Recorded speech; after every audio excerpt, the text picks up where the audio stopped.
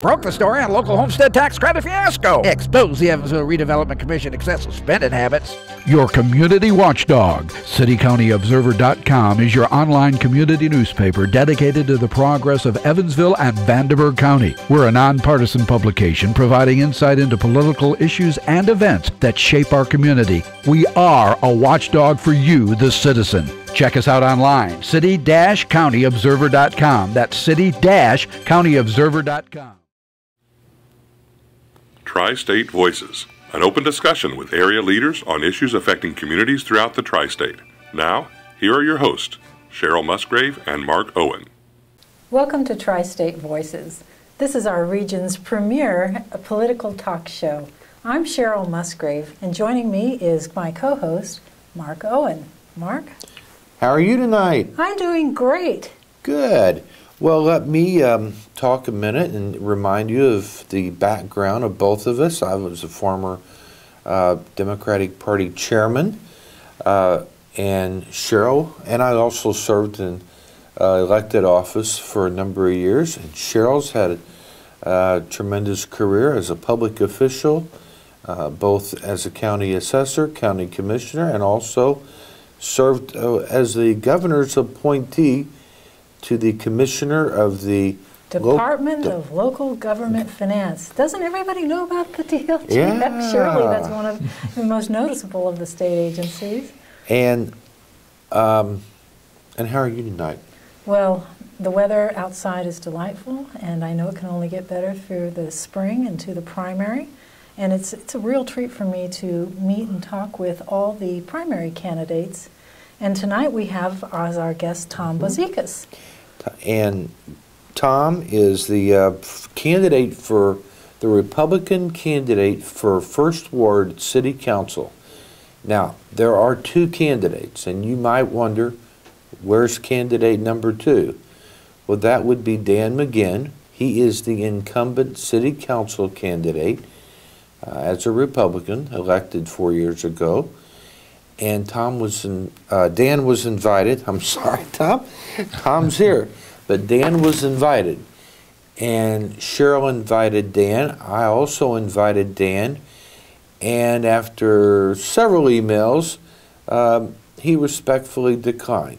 Did not give a reason. He respectfully declined. And to my knowledge, this is the only opportunity the candidates would have to appear together. And it's unfortunate that Dan did decline, because you would have been able to see the difference in the two candidates and be able to hear their difference in their philosophies and their views and what they hope to accomplish. And since Dan does not have a opponent in the fall, at this point, whoever wins the Republican primary essentially will win the election unless the Democrats come forward with a candidate. Well, and let's stop right there, Mark. As a former party chair, why haven't the Democrats fielded a candidate for the fall election? Has there been collusion between the two parties in order to select the appropriate people to be the fall winners? I would hope not. I would hope not. Has that ever happened in your experience? Tell me. The time that I was chairman. And I would say that the main reason is Democrats feel that they have a hard time in the first ward, and they don't actively go out and recruit an opponent.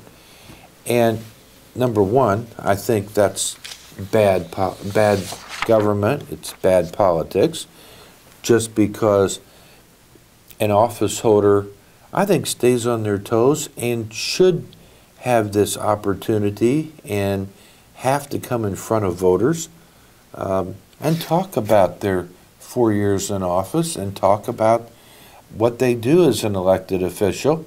I think the Democrats think that that's a difficult ward to win, but you know, Cheryl, we've seen a lot of times when they've said you can't win that race, and by golly, it happens. And I know. You're probably a perfect example when people said you can't win that county assessor's office and beat a, what, six-term incumbent. Six-term incumbent. You did. Yes. And by a landslide, I want to I just think it's, I think it's wrong, not for an office holder not to stand in front of the public and talk about their tenure, and I think it's wrong for a political party to leave vacancies. But the Republicans have left quite a few vacancies this year. I did notice that. But before we talk about that, this may be a perfect time to discuss the wards and where they are in the city. We'll have a photograph that you can look at home, and I've given you a copy in Yes. The first ward is on the far east side of Evansville, and it goes all the way to the county line. And it used to stay kind of toward the southern end, and the third and the fifth ward would cut off its northern end. But when they did the redistricting, I think it was in 2010, perhaps it was. I think so. They changed it. They changed it rather dramatically. So now it takes almost a good portion of the entire eastern side of the county. Of course, it's only city parts. And so the makeup of the voters in the first ward may have changed dramatically. So this primary contest might give us an idea of some of those changes, although unless the Democrats come forward with a candidate in the fall, we'll never really know for sure whether the voting balance between Democrats and Republicans shifted to any large degree in the first ward. And let me say that you can access this, I believe, on the county surveyor site. Yes, the surveyor draws up those. And also the county's GIS system should have this. But if you're interested in running as a Democrat, the party chairman can simply make an appointment and give the person the opportunity to run. So it's early, and we still have the ability to appoint a candidate to be able to run in the fall election as a Democrat. Well, let's learn a little bit more about Tom. Tom's taken his time to come here tonight. Tom, why don't you take about a minute and tell us about yourself and the highlights of your candidacy. Okay, I appreciate that, Cheryl. Again, my name's Tom Bozikas, and actually where I live was actually part of the 5th Ward, and was just changed very recently. It was actually after 2010. It was after the 2011 race, in fact, that everything was changed. So it's brand new to me. So it's kind of strange, since starting up in the 5th Ward, and now because of where I live, I'm actually in the 1st Ward now. And I have been with my current employer. I've been with the Better Business Bureau now for almost 20 years, and I now serve as its vice president. And I've been interested in political affairs for quite a long time. I used to be on the other side, where Mark still is, and since about the 1980s, I guess you would say since Ronald Reagan, that's when I became a little bit more conservative. In fact, as I saw the Democrat Party moving further and further to the left, and I didn't move with it. And so I was kind of, in a sense, left behind. And one of my professors in college told me, we are a centrist country. And he said, the Democrats, move things to the left, and the Republicans kind of move along after them, but not quite as quickly. I'm thinking, well, if they're moving to the left, that means the Republicans are moving to the left too. But, and so how is that we're centrist? Well, don't you find at a local level, though, that might be a little different? I think that it can be. And it is in Evansville? I'm seeing kind of things in a little different way. I'm kind of looking at it and looking at given the opportunity, I think both parties, the way that I'm seeing it, I would call both parties, more or less in a progressive type camp. Yeah. Well, let me ask one more question here. Okay. What are the top couple things that you would do, or perspectives that you would bring to this office if you were to be elected? Well, Cheryl, one of the things that I want to look at, and I guess this is part of my background with the Better Business Bureau, one of the things that we talk about a lot is self-regulation. And because what happens is that when you have government getting involved with regulating everything, what happens to the cost of things? Goes up. And the cost of regulation gets passed on to consumers. And I would love to look for places and ways where we can deregulate. Okay. And cut back on some of these regulations, at least at the local level, and encourage more competition. Because a lot of times with regulation, you're stifling competition. Well, Tom, let me ask you. I know you've kept up with city finances and the budgets, and what letter grade would you give the current state of our city's finances? And this is an A through F. A through F. A through F. Wow. Yeah. Yeah, because of the thing I've been in looking at it, you hear things about the finances from one side, and the other side says, no, it's this way over here. And it's like, okay, where are we exactly? So I think that probably the best grade to give it would be somewhere in the C+ to a B- maybe. Okay. Well, let me ask you another one-word answer question. This is a yes or no one. You might have to put some thought into this, but are you willing to raise taxes? No. Are you talking property or the local income or what? Well, whatever tax that came before you, that was okay. So he says no. That's no to both, right? Yeah. I think no to all of the above. Yeah, no to tax increases, because if you do that, number one, you're talking about increasing taxes on individuals as well as businesses. And if you do that, why would any business want to come here or stay here? And I think that's a problem. What kind of image does the city council have?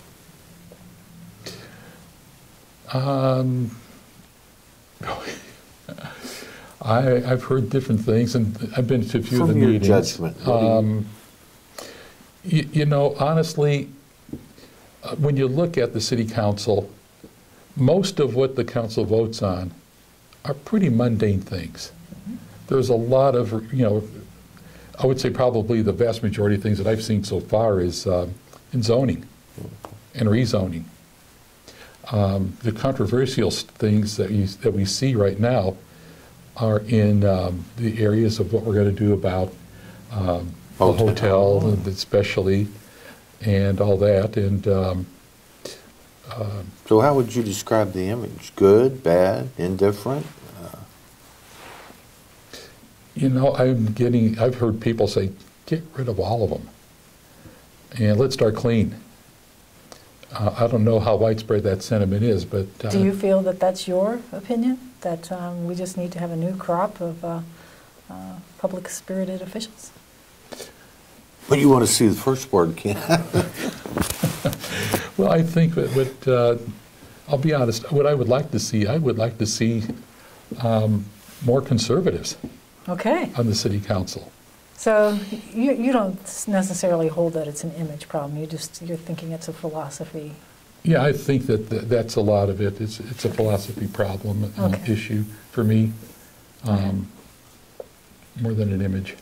All right. Well, one of the votes, or one of the many votes that you would have to take on city council, and they're considered crucial for economic development, is the question of tax abatement.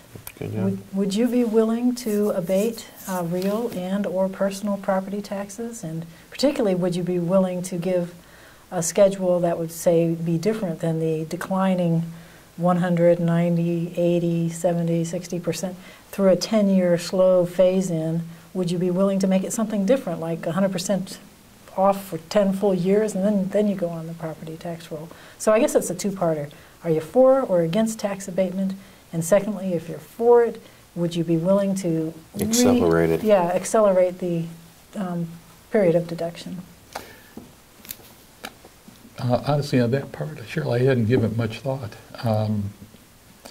as to whether to do just a straight abatement for a period of time and then bang, you're in. It's kind of a new thing, so I don't believe it's been done here yet, although the law allows it. Yeah. The acceleration's a new Yes, thing. the acceleration. Tax yes. abatement's been around for a long time. Right. A lot of people say that you have to do it to be competitive and bring a company here. But this acceleration's going to be interesting to see because, you know, do you give a company no taxes for 10 years? That's a big deal, particularly because most of them require some infrastructures improvements. Right. So, Yeah. um, I don't think, you know, I don't think I'd have a problem with the graduating it in. Okay. you know, and maybe you kind of answered this, but do you think taxes are quite enough at present to support city government? You know, I talked to Cheryl before, and she said that one thing you don't want to talk about in a local campaign are things like constitutional issues.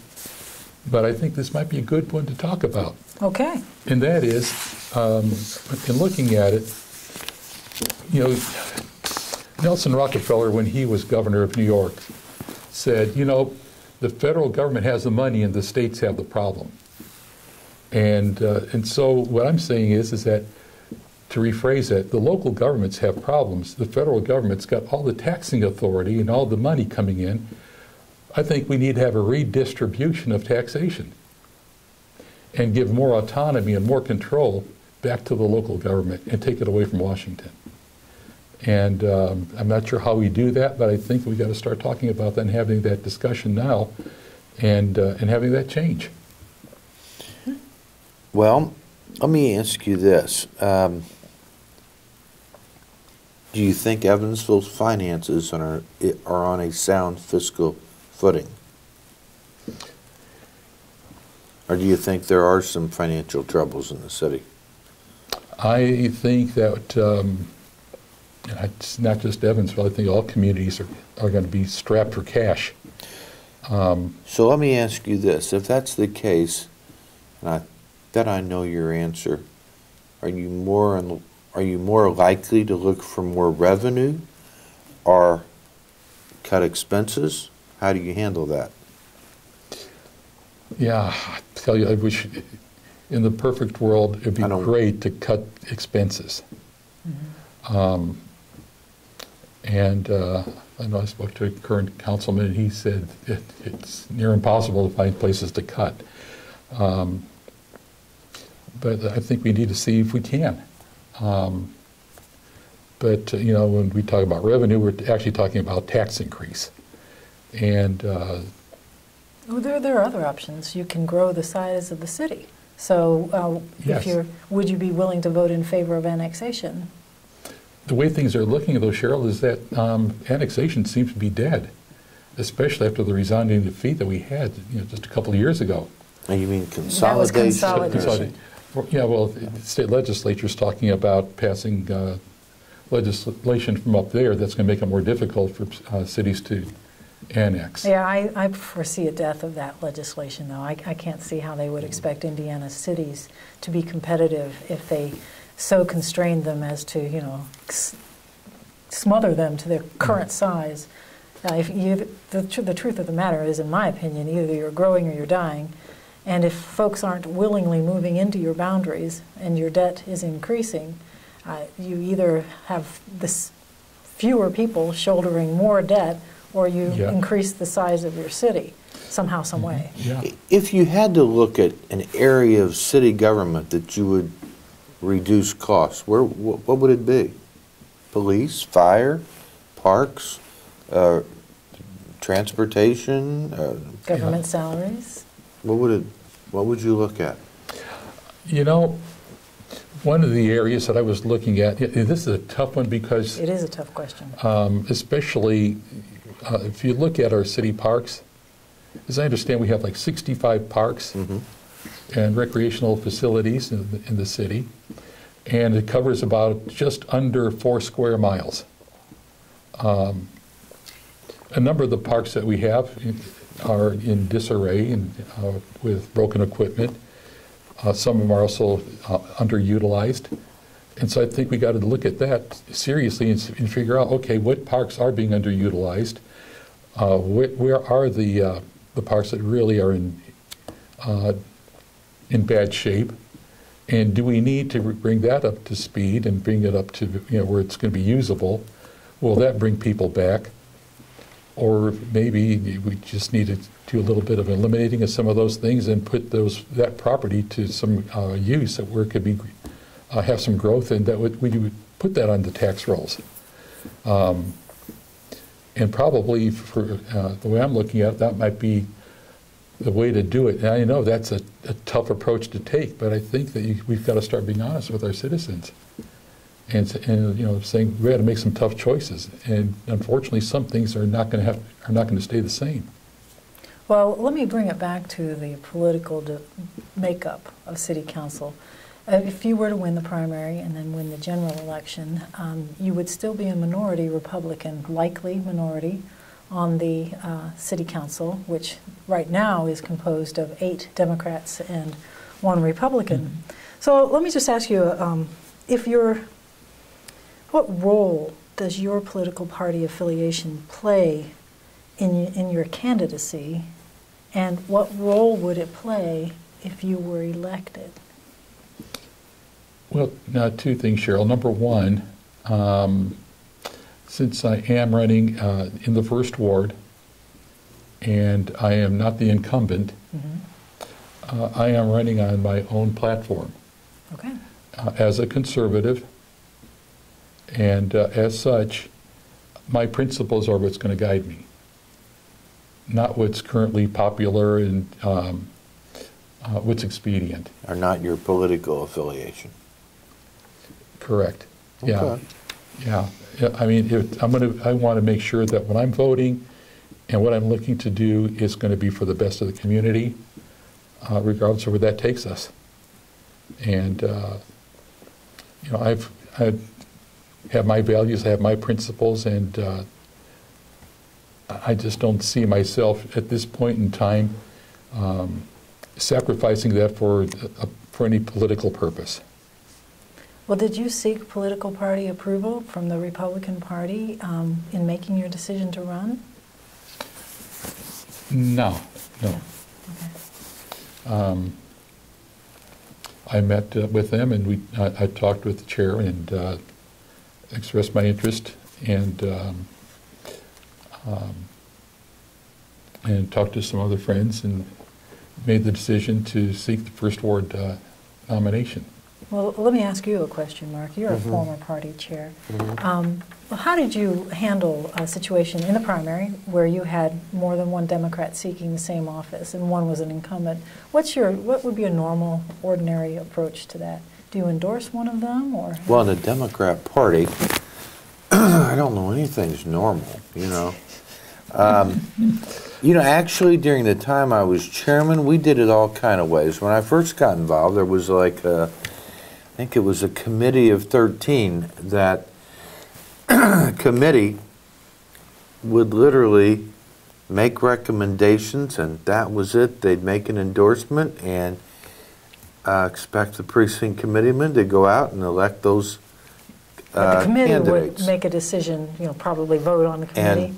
Right. And then later, the Democrats went to a slating election where every candidate appeared in front of the committeemen, mm-hmm. and they had a mini election, took a vote, and whoever won mm-hmm. Was the candidate of the party. And then it evolved into the party does not endorse. And so what I kind of used as my own basis later as chairman was, if I went out and had to recruit a candidate to run for a particular spot, then I would actively support them through the process. I thought it was wrong to go out and recruit a candidate for a particular ward that was difficult to fill and then not stand behind them, because you never know what will happen. But did you endorse that candidate without a vote inside the party itself? Oh, sure, there were times I did that. If you felt that that was the best candidate or the best way to go, that gets you in trouble. Yeah. Because you're going to have, if it's an opposed race, you're going to have people that don't like that. But I think if you're, it just depends on the situation, and each situation's different. And sometimes later you end up regretting maybe you shouldn't have gotten involved, or there are times where you should have gotten involved and didn't. So I think personally I would support like a mini slating election where the committeemen get involved and recommend to the voters, here's who we think is the best. But a lot of people think it ought to be left wide open. But you have to remember that in this situation, a primary is really an election of the members of that party. And so it's their nominee and their candidate. And that does make it a little different, as they represent their party. Now what you also, as you know, Cheryl, that I think once you get elected, your oath of office is to the voters and to the public. It's not to a party. Right. It's to the Constitution, and to bring it back to your point. Yeah, and that has to be how you operate as an elected official. If you don't, you shouldn't be there, because that's what you've pledged to do. So. Well, in the primary, between you and the candidate who did not join us this evening, if he wins, will you support him in the general election? I will. Okay. Tom, is there anything else you want to add? Oh, let's see. I know my friend John was telling me, he said, now, when you talk about these things, he did tell me that I should talk about my disability not being an inability, and since I do work full time, and I just want to say this about seeking public office, and that is, I don't look at this as a job.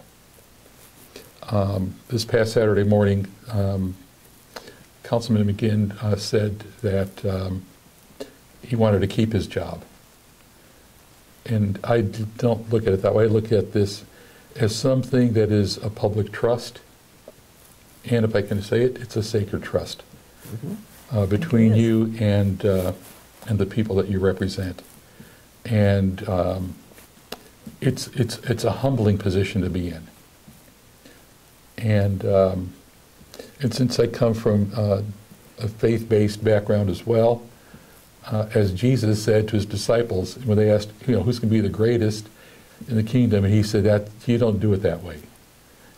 You're all equal. Well, that's right. Well, Tom, I thank you, and we are at the point where we're about to conclude another show. Cheryl, thank you. It's been fun again. Indeed it has, and I hope that all our viewers will remember that we're always on YouTube, and we have a Facebook page where you can access this show and past shows. That's right. And we look forward to hearing your comments on that. Well, also you can go to the Woods and Woods website. They have a link to the shows, and other than that, thank you very much. Tom, thank you. Thank you very much for coming tonight. And we'll see you next week. Thank you.